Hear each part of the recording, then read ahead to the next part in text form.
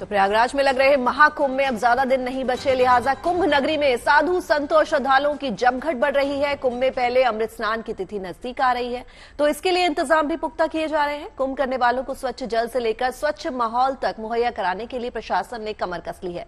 इस बीच आज से लगातार 3 दिनों तक साधु संतों के 3 अखाड़ों की पेशवाई भी निकलने वाली है। कल भी 3 अखाड़ों की पेशवाई निकली और धूमधाम से उनका नगर प्रवेश हुआ। देखिए खास रिपोर्ट।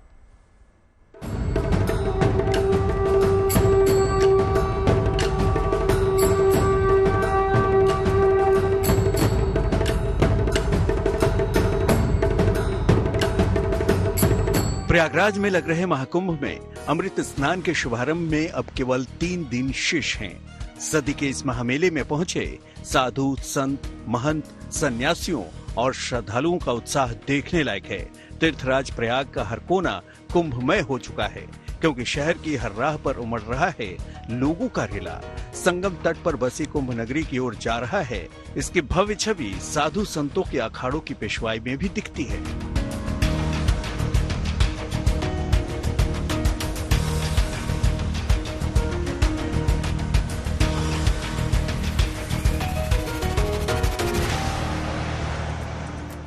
ये तस्वीरें वैष्णव परंपरा के साधु संतों के अखाड़ों के नगर प्रवेश की है।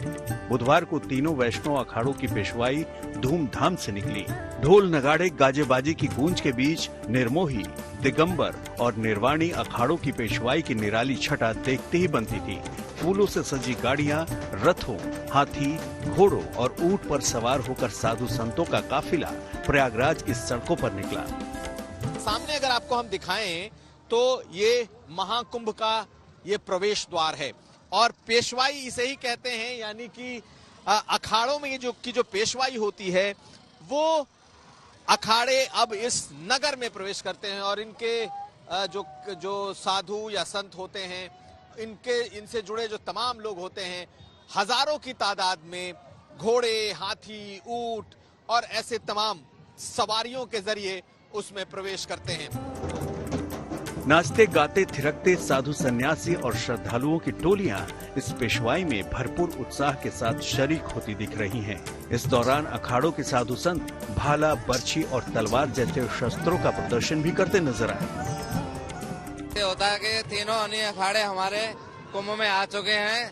राय से ठाठ-बाड़ से ये पेशवाई होती है, हाथी घोड़ों से। और क्यों होती है पेशवाई? ये सदियों से चली आ रही है हमारी परंपरा, हमारे अन्य अखाड़ों की रीति रिवाज है। ये जो है हम लोग जाएंगे अपने जो है स्थान पर और ये हमारे घूम के आ गए, हम पेशवाई से आ गए। हमारे तीनों अखाड़ा है, दिगंबर में हम हैं और 2 अखाड़ा निर्मोही निर्वाहिनी, तीनों अखाड़ा है अपने स्थान। पूरे महीने भर यहाँ पूरे महीना में रहेंगे। साधु संतों के समूह को अखाड़ा कहा जाता है। देश में ऐसे 13 प्रमुख अखाड़े हैं। महाकुंभ नगरी में अब तक 10 अखाड़ों का नगर प्रवेश हो चुका है, यानी पेशवाई संपन्न हो चुकी है। ये आप देखें, ये नगर प्रवेश इस वक्त हो चुका है और पहले घुड़सवारों की फौज, उसके बाद हाथियों की फौज और अब आप इस तरीके से देखें,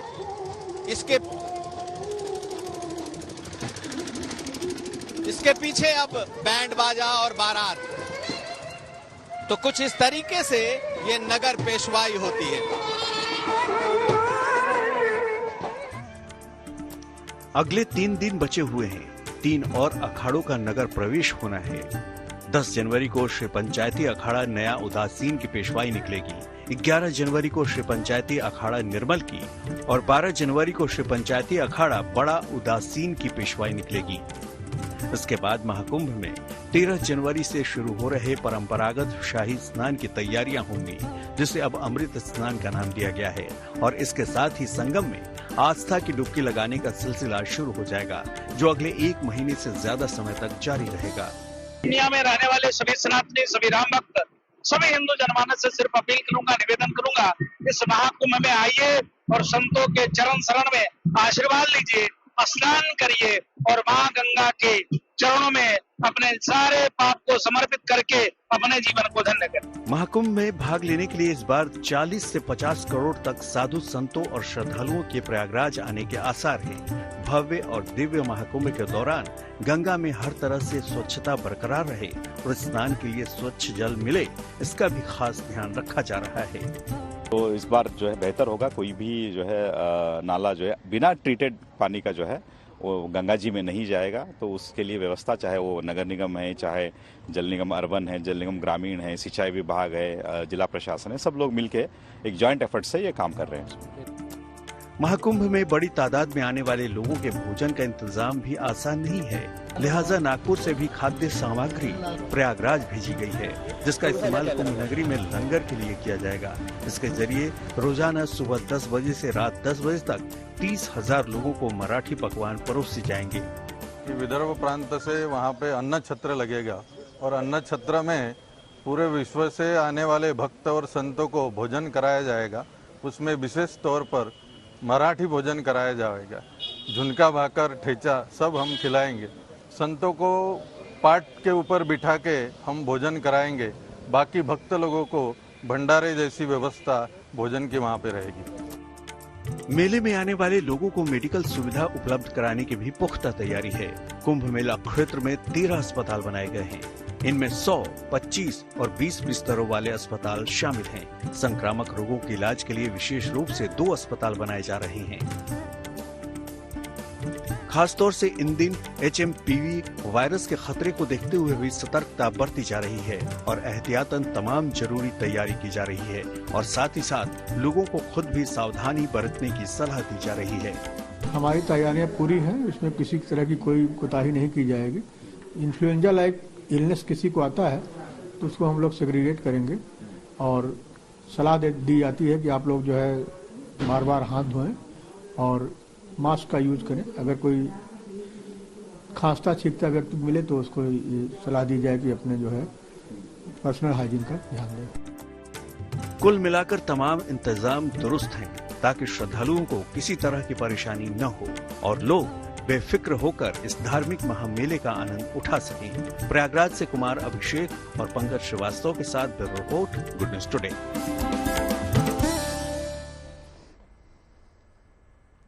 महाकुंभ 2025 में सुरक्षा के साथ साथ यातायात को लेकर भी खास व्यवस्था की गई है। गाड़ियों की पार्किंग के लिए 102 जगह निर्धारित की गई हैं, तो सुरक्षा के लिए अत्याधुनिक तकनीक का इस्तेमाल किया जा रहा है। कुल मिलाकर ऐसे इंतजाम किए जा रहे हैं कि ये आयोजन न केवल श्रद्धालुओं के लिए एक धार्मिक अनुभव हो, बल्कि पूरी तरह से सुरक्षित और सुव्यवस्थित भी हो।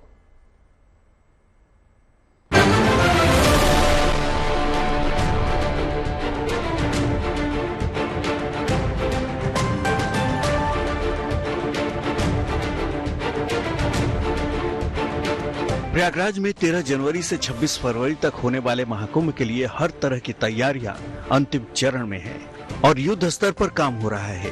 तैयारियों को परखने के लिए लगातार अभ्यास हो रहे हैं। इस विशाल आयोजन में करीब 40 करोड़ श्रद्धालुओं के शामिल होने की संभावना है, इसलिए उत्तर प्रदेश सरकार ने सुरक्षा और प्रबंधन को प्राथमिकता देते हुए व्यापक इंतजाम किए हैं।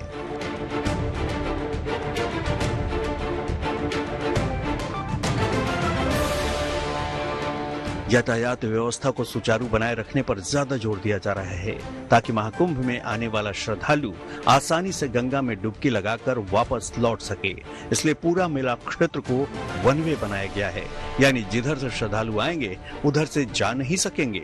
उन्हें वापस लौटने के लिए दूसरे मार्ग का इस्तेमाल करना होगा। रेल, बस एवं निजी वाहनों से आने वाले श्रद्धालुओं को मेला क्षेत्र में जाने व वापस आने के लिए अलग अलग मार्ग निर्धारित किए गए हैं। तीर्थ यात्रियों को संगम क्षेत्र के निकटतम पहुंचने का प्रयास किया गया है ताकि उन्हें कम से कम पैदल चलना पड़े। वाहनों की तुलना में पैदल तीर्थ यात्रियों को प्राथमिकता दी गई है। इसके लिए मेला क्षेत्र में आने के लिए अपेक्षाकृत कम दूरी का मार्ग निर्धारित किया गया है। यह प्रयास किया गया है कि किसी एक स्थान पर भीड़ का दबाव अत्यधिक न होने पाए। योजना में तीर्थ यात्रियों की सुरक्षा व सुविधा को दृष्टिगत रखते हुए न्यूनतम यातायात प्रतिबंध लगाए गए हैं। शाही और खास स्नान के लिए भी खास व्यवस्था की गई है, क्योंकि प्रशासन को उम्मीद है कि इस दिन श्रद्धालुओं की संख्या काफी ज्यादा होगी। मुख्य पर्व के लिए आपातकालीन योजना डायवर्जन स्कीम भी तैयार किया गया है, जिसे विशेष परिस्थिति में लागू किया जाएगा। लेकिन पहले व एक दिन बाद तथा दिनांक 29/1/2025 मौनी अमावस्या के पर्व के 2 दिन पूर्व और 2 दिन बाद प्रयागराज शहर, प्रयागराज कमिश्नरेट व मेला क्षेत्र दोनों में नो व्हीकल जोन घोषित किया जाएगा। आपातकालीन हालात को लेकर भी विशेष तैयारी की गई है। आपदा योजनाओं के लिए जो हमारे एयर एम्बुलेंस एक विकल्प है, हमारे पास वाटर एम्बुलेंस भी है, हमारे पास अन्न प्रबंधन भी है, हमारे पास ग्रीन कॉरिडोर भी है और इसकी बार बार ट्रेनिंग और रिहर्सल कराई जा रही है ताकि मॉक ड्रिल से अगर कोई भी आपदा कहीं भी होता है हम उसको तत्कालिक रूप से उसको डील कर सकें। महाकुंभ की सुरक्षा और यातायात व्यवस्था के लिए 75,000 पुलिस कर्मियों की तैनाती की गई है। महाकुंभ की सुरक्षा पर भी खास ध्यान दिया जा रहा है। यहाँ की सुरक्षा 7 लेयर की होगी। प्रयागराज में महाकुंभ के लिए 2700 से ज्यादा कैमरे लगाए गए हैं, जिनसे भीड़ नियंत्रण से लेकर असामाजिक तत्वों की भी पहचान की जाएगी ताकि महाकुंभ सुरक्षित तरीके से संपन्न हो सके। गंगा में चलने वाली नावों पर भी खास नजर रखी जाएगी ताकि किसी प्रकार की अनहोनी न हो सके। Bureau report, good news today.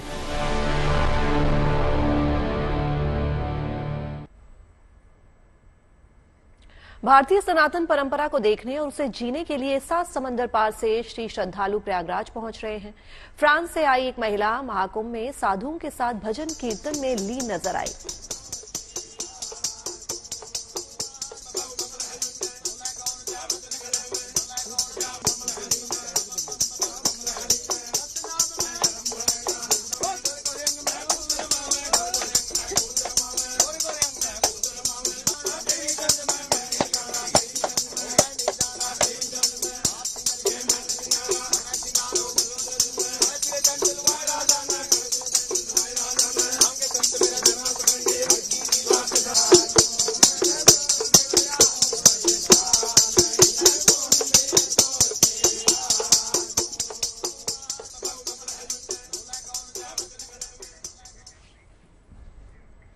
चलिए अब आगे बढ़ते हैं, बात कर लेते हैं महाकुंभ की 2025 की थीम सॉन्ग की।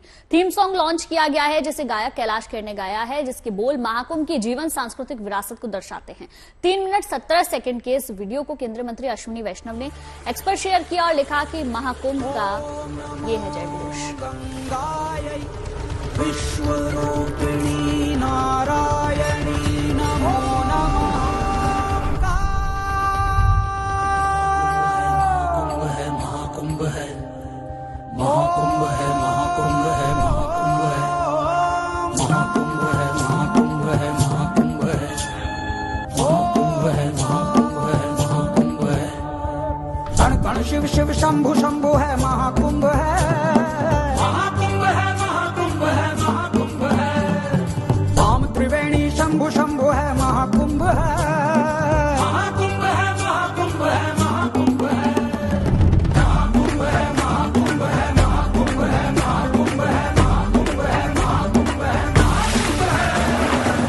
कण शिव शिव शंभु शंभु है, महाकुंभ है। राम त्रिवेणी शंभु शंभु है, महाकुंभ है।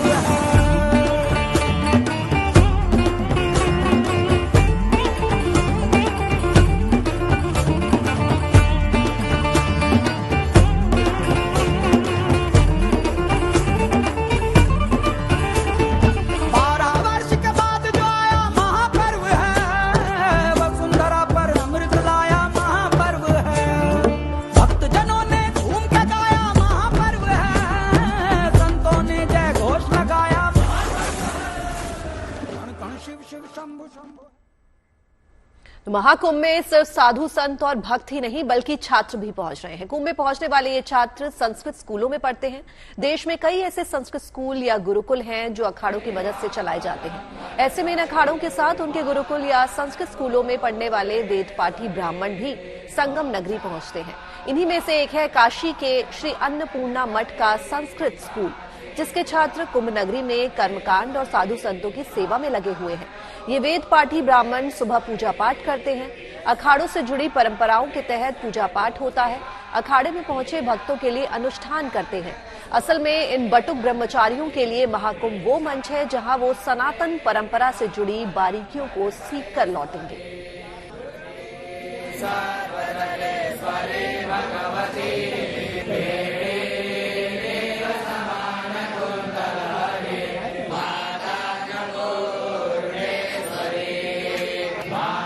कुंभ 2025 में कई नई प्रैक्टिकल किए जा रहे हैं। ऐसे में जहां उत्तर प्रदेश सरकार और केंद्र सरकार भी नए प्रयोगों के साथ इस कुंभ में आयोजन कर रही है, तो वहीं अब ये जो कुंभ है, इस कुंभ में भी एक नई चीजें नजर आई है, खासकर उनके लिए जो विद्यार्थी पाठ पढ़ रहे हैं, संस्कृत विद्यालय में पढ़ रहे हैं, कर्मकांड सीख रहे हैं और पढ़ रहे हैं, लेकिन उनके लिए ये कुंभ मेला किसी प्रैक्टिकल से कम नहीं है। लिहाजा वो जो कुछ पढ़ा है अब उनको कुंभ में करने का अवसर है। लिहाजा वाराणसी के जो संस्कृत विद्यालय के 101 छात्र हैं वो कुंभ नगरी में आकर अब प्रैक्टिकल शुरू किया है, यानी जो इन्होंने थ्योरी तैयार की थी अपने विद्यालय में, अब वो प्रैक्टिकल इस कुंभ मेला में कर्मकांड के जरिए कर रहे हैं।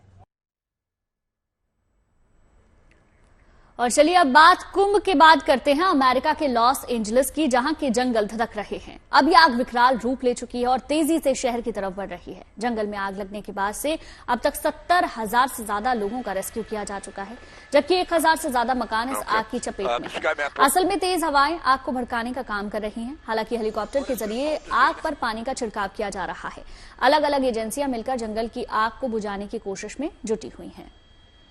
Homes. It's really going to be a struggle. Now, I want to come out and give you an Altadena, and there's the freeway on the right. There's probably a half dozen or more, and they're just going to be so tough to single home, and we don't see that. We don't see enough support right here from, in my opinion. तो America के California में आग से धधकते जंगल काफी कुछ कह रहे हैं। आग की वजह से कैलिफोर्निया में आपातकाल लगा दिया गया है, क्योंकि ये आग वहां के शहरों तक पहुंच चुकी है। आलम ऐसा है कि 5 एकड़ जंगल धधक रहे हैं, जिसकी वजह से 10,000 से ज्यादा लोगों ने घर छोड़ दिए हैं। घर छोड़ने वालों में ज्यादातर हॉलीवुड हस्तियां हैं।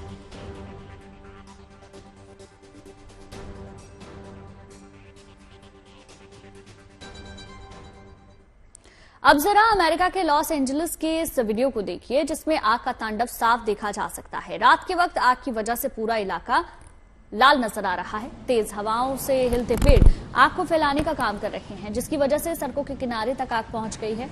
सड़कों पर स्मोक आग नजर आ रही है और ड्राइव करने में लोगों को मुश्किल भी हो रही है। मतलब हाईवे पर गाड़ी चलाना तक सुरक्षित नहीं है।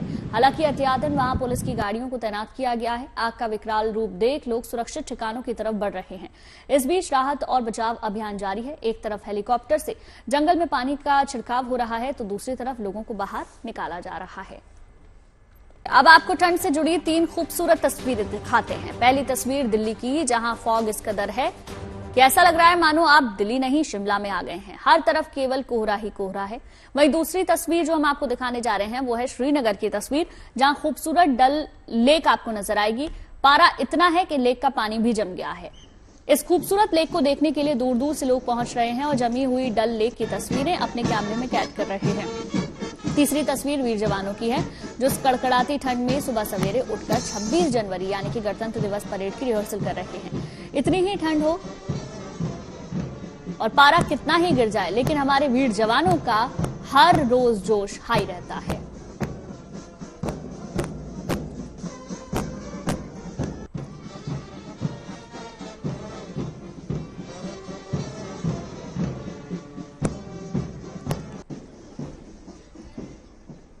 और चलिए अब आपको दिल्ली की सबसे खूबसूरत तस्वीर दिखाते हैं। इस तस्वीर को देखकर एहसास शिमला के जैसा होगा, लेकिन यह है देश की राजधानी दिल्ली की तस्वीर।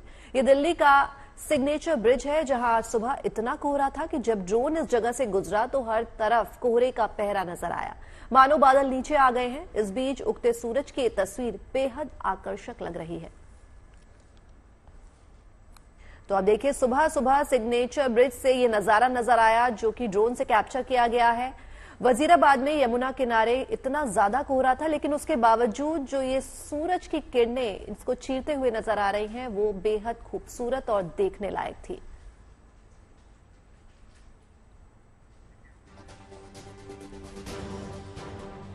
आने वाले दिनों में कैसा रहेगा दिल्ली का मौसम, आज कितना गिरेगा न्यूनतम तापमान, देखिए हमारे संवाददाता हिमांशु मिश्रा की स्पेशल रिपोर्ट।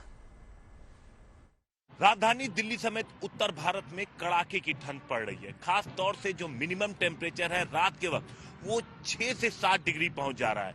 हालांकि दिन में राहत मिल रही है, क्योंकि दिन में टेम्परेचर 20 डिग्री के आसपास पहुंच जा रहा है और धूप भी निकल रही है।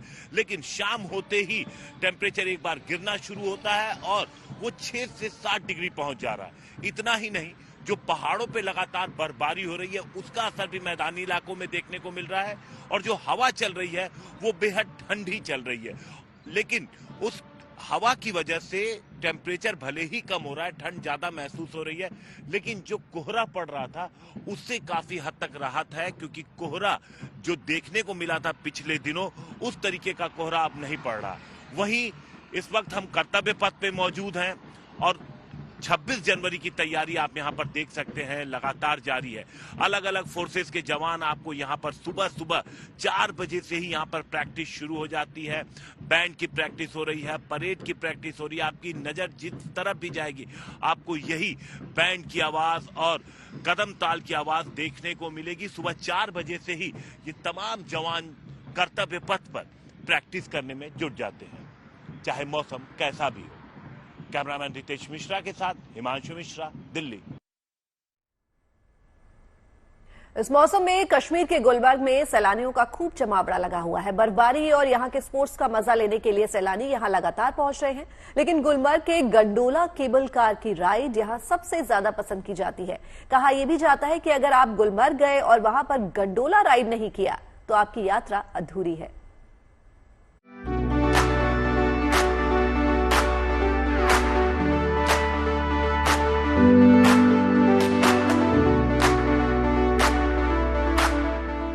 कहते हैं धरती पर अगर जन्नत है तो वो कश्मीर में है। कश्मीर में हर तरफ बर्फ का डेरा है जो यहाँ की खूबसूरती में 4 चांद लगा रहा है। हर तरफ बर्फ की चादर है और प्रकृति ने श्वेत श्रृंगार किया है। लेकिन गुलबर्ग के तो क्या कहने, यहाँ पर सैलानियों का भरपूर जमावड़ा है। गुलमर्ग में स्नो एक्टिविटी के काफी साजो सामान मौजूद हैं, लेकिन सैलानियों के आकर्षण का केंद्र गंडोला केबल कार है, जिसकी सैर हर कोई करना चाहता है, क्योंकि गंडोला राइड के दौरान ऐसे ऐसे व्यू देखने को मिलते हैं जिनकी जितनी भी तारीफ की जाए वो कम ही है। गंडोला गुलमर्ग की एक शान है, पहचान है, और कई लोग तो गुलमर्ग सिर्फ आते हैं कि गंडोला राइड कर सकें, इसलिए क्योंकि ये लिटरली आपको जिसको कहेंगे on top of the world ले जाता है, पहाड़ों के ऊपर। और 14,000 से ज्यादा फीट जो हाइट है। 2 फेजेस हैं गंडोला के, पहला कांगडूरी और उससे जबरदस्त और जो सच में जिसको आप कहेंगे थ्रिलिंग फेज वो है अफरवट वाला। और वहां जो आप पहुंचेंगे तो लगेगा लिटरली कि on top of the world है। वहां से विव दृश्य जो है वो ब्रेथ टेकिंग विजुअल्स आपको मिलेंगे। इस वक्त भी अगर आप गुलमर्ग की बात करें तो बहुत ज्यादा खूबसूरत है। गुलमर्ग का गंडोला एशिया का सबसे ज्यादा ऊंचाई पर मौजूद केबल कार है। 2024 में इसका इस्तेमाल 1 मिलियन से ज्यादा पर्यटकों ने किया है और जम्मू कश्मीर सरकार ने गुलमर्ग के गंडोला केबल कार से 2024-25 वित्तीय वर्ष में 100 करोड़ की कमाई का लक्ष्य भी निर्धारित किया है। ऐसे ही हटमेंट आपको ऊपर तक मिलेंगे। तो गंडोला बहुत ज्यादा खूबसूरत, और अगर आप गुलमर्ग आ रहे हैं और यहाँ छुट्टियां बिताने आ रहे हैं, चाहे समर्स में विंटर्स में, तो गंडोला जो है राइड के बगैर यहां से आप नहीं जाइएगा, क्योंकि अगर आपने गंडोला राइड नहीं किया तो आपने बहुत कुछ मिस कर दिया कश्मीर में और खासकर गुलमर्ग में। कैंप पर्सन तारिक लोन के साथ मीर फरीद, गुलमर्ग। और चलिए अब आपको रेलवे से जुड़ी एक अच्छी खबर बताते हैं। कमिश्नर ऑफ रेलवे सेफ्टी की ओर से उधमपुर श्रीनगर बारामूला रेल लिंक पर फाइनल स्पीड ट्रायल किया गया, जो पूरी तरीके से सफल रहा। इस दौरान कटरा से बनिहाल की दूरी महज 90 मिनट में पूरी कर ली गई। इस सफल ट्रायल के बाद ये चर्चा तेज हो गई है कि गणतंत्र दिवस पर कश्मीर घाटी देश के बाकी हिस्सों से सीधे कनेक्ट हो जाएगी, क्योंकि इस महीने के आखिरी तक दिल्ली और कश्मीर के बीच रेल सेवा शुरू होने जा रही है। खास बात यह है कि रेलवे ने कश्मीर घाटी के मौसम और परिस्थितियों को ध्यान में रखते हुए वंदे भारत एक्सप्रेस ट्रेन की खास रैक तैयार की है, जो न सिर्फ यात्रियों के लिए किफायती होगी बल्कि उनके सफर को आरामदायक बनाएगी। इधर रेल मंत्री अश्विनी वैष्णव ने चनाब रेल पुल से गुजरती हुई ट्रेन का खूबसूरत वीडियो शेयर किया। उन्होंने एक्स पर वीडियो शेयर करते हुए लिखा कि वास्तव में ये ऐतिहासिक दिन है।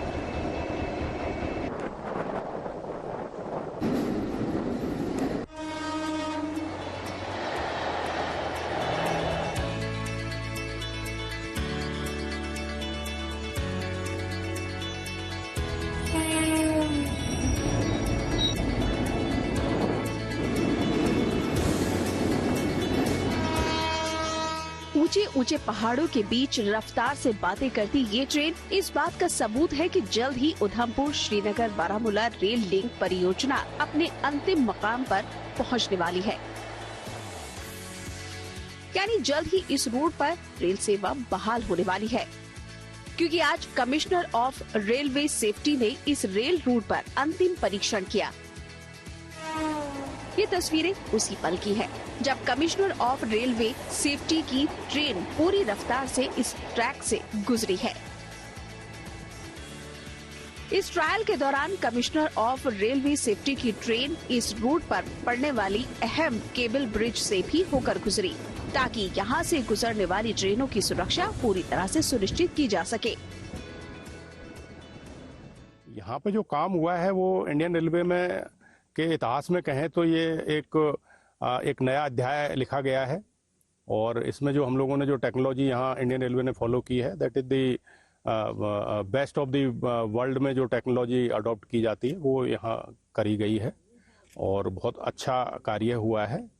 लेकिन जो हमारा जो स्टैट्यूटरी रिक्वायरमेंट होता है कि इसके ऊपर पैसेंजर और फ्रेट कमर्शियल ऑपरेशन करने से पहले जो कमीशन ऑफ रेलवे सेफ्टी का एक पूरा बारीकी से इंस्पेक्शन होता है, वो इंस्पेक्शन अभी हम कर रहे हैं और फिर इंस्पेक्शन में जो भी रिजल्ट्स आएंगे उसके आधार पर जल्दी ही गाड़ी चलाने का नेक्स्ट जो स्टेप्स भारत सरकार के द्वारा लिए जाएंगे। इस बीच खबर ये भी सामने आई है कि गणतंत्र दिवस के अवसर पर उधमपुर श्रीनगर बारामूला रेल लिंक पर रेल सेवा बहाल करने की तैयारी है, जिसके बाद कश्मीर घाटी रेल के बाकी हिस्सों के से सीधे कनेक्ट हो जाएगी। चर्चा तो इस बात को लेकर भी हो रही है कि रेलवे ने कश्मीर की खूबसूरत वादियों में खास वंदे भारत एक्सप्रेस ट्रेन चलाने की तैयारी कर ली है। खास इसलिए क्योंकि कश्मीर के मौसम और माहौल को देखते हुए वंदे भारत ट्रेन की खास रैक तैयार की गई है।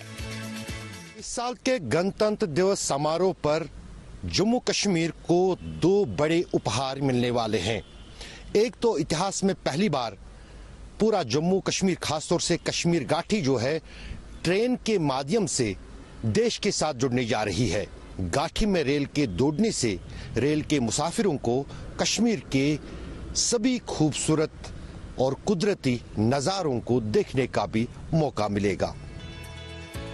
बताया जा रहा है कि ये वंदे भारत ट्रेन देश के दूसरे हिस्सों में चलने वाली वंदे भारत ट्रेन से थोड़ी अलग होगी।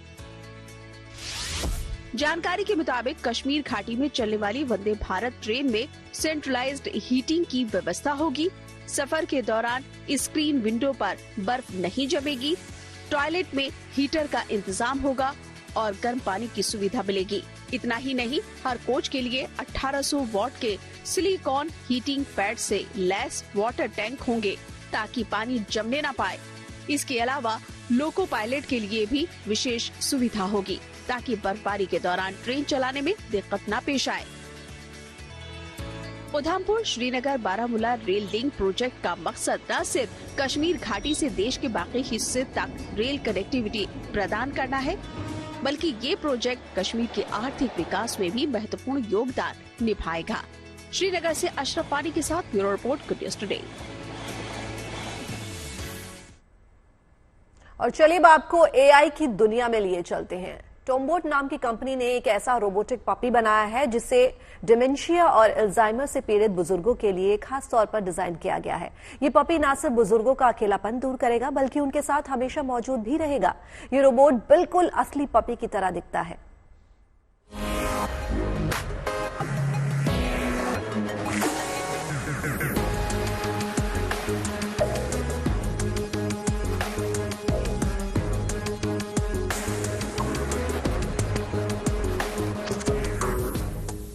डॉगीज को इंसान का सबसे अच्छा दोस्त माना जाता है। इस बात को कई बार डॉगीज ने साबित भी किया है, लेकिन अब कई जगहों पर डॉगीज की जगह रोबोट भी ले रहे हैं। सुरक्षा से लेकर मेडिकल साइंस में भी इनका इस्तेमाल किया जा रहा है। जिनी नाम का ये रोबोटिक पप्पी आजकल खूब चर्चा में है। पीले रंग का लेब्राडोर पपी जैसा दिखने वाला ये रोबोट स्पर्श और आवाज पर प्रतिक्रिया देता है और अपना प्यार जताता है, अपनी पूंछ हिलाता है। इस रोबोटिक पपी को अल्जाइमर और डिमेंशिया के मरीजों को ध्यान में रखकर डिजाइन किया गया है। सबसे खास बात यह है कि इस रोबोटिक पप्पी को देखभाल करने की भी जरूरत नहीं है। These puppies are designed to treat the behavioral and psychological symptoms of dementia, reduce the need for certain medications including psychotropics, and we aim for them to be the first FDA medical devices. इस robot को बनाने वाली company के CEO का कहना है कि उन्हें इस रोबोट को बनाने की प्रेरणा उनकी मां से मिली, जो अल्जाइमर से पीड़ित थी। Inspired by my mother, who after she was diagnosed with Alzheimer's dementia, I had to take away her dog for safety reasons, and she was very unhappy with me. I looked around for substitutes for live animal companions. She didn't like anything that I brought home, and it was at that time I realized there was a very large gap in the market. I learned that there are over 300 million seniors with dementia or pre-dementia mild cognitive impairment who, like my mother, are also limited in their ability to safely or practically care for a live animal. Las Vegas में जिनी नाम के इस robotic पप्पी को पेश किया गया तो ये अल्जाइमर से पीड़ित बुजुर्गों के साथ ऐसे घुल मिल गया जैसे कोई असली पपी हो। CES 2025 में ये पपी रोबोट लोगों को भी काफी पसंद आ रहा है। इसकी कीमत $1500 रखी गई है। इस रोबोट में जरूरत के हिसाब से कंपनी बदलाव भी कर सकती है, इसलिए रोबोट को बनाने वाली कंपनी का दावा है कि इसकी डिमांड काफी मात्रा में मिल भी रही है। Bureau report, good news today. AI के जरिए क्या क्या करना, कौन कौन से काम करना मुमकिन है, इसका अंदाजा आप नहीं लगा सकते।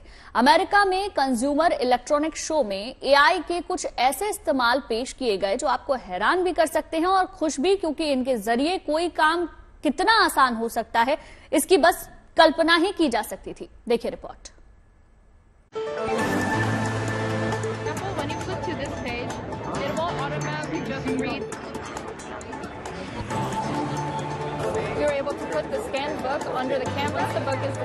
टेबल पर किताब के पन्ने पलटे जा रहे हैं, उनकी सामग्री स्क्रीन पर दिख रही है। ऐसा नहीं है कि यहाँ केवल किताब को स्कैन किया जा रहा है, बल्कि ये मशीन तो किताब के हर पन्ने पर दर्ज बातों को आसान तरीके से एक्सप्लेन करके बता भी रही है। ये artificial intelligence enable reading platform book story है, जो पढ़ाई का नया तरीका पेश कर रही है। पहले जो काम टीचर करते थे, वही काम अब ये मशीन करने लगी है। जरूरत के मुताबिक हम एआई के जरिए किसी कहानी को बेहतरीन रूप से पढ़ने के अनुभव में बदल देते हैं। ये एप्लीकेशन हर तरह के चित्र और किताब को स्कैन करने, उसका विश्लेषण करने, साथ ही उससे जुड़ी जानकारी इकट्ठा करने और उसे ऑडियो फॉर्म में बदलने में सक्षम है।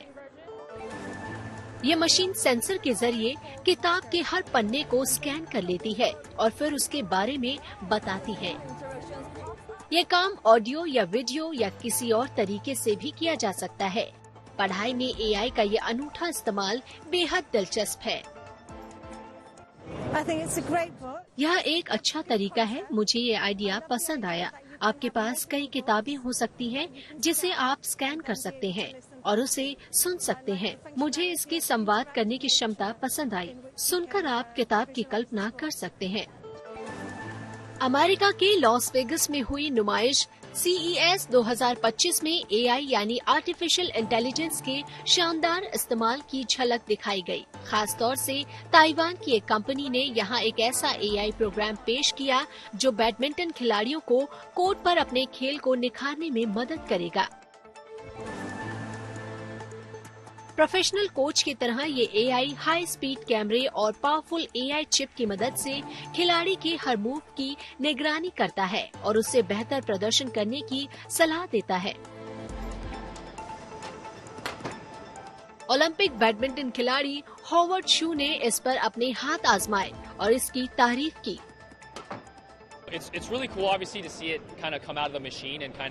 जाहिर तौर पर इसे मशीन से बाहर आते देखना और मुझे कुछ डेटा और आउटपुट देना वास्तव में अच्छा अनुभव है। ये वो है जिसे इंसान की आंखें नहीं पकड़ सकती। हालांकि इसमें अभी और सुधार की जरूरत है।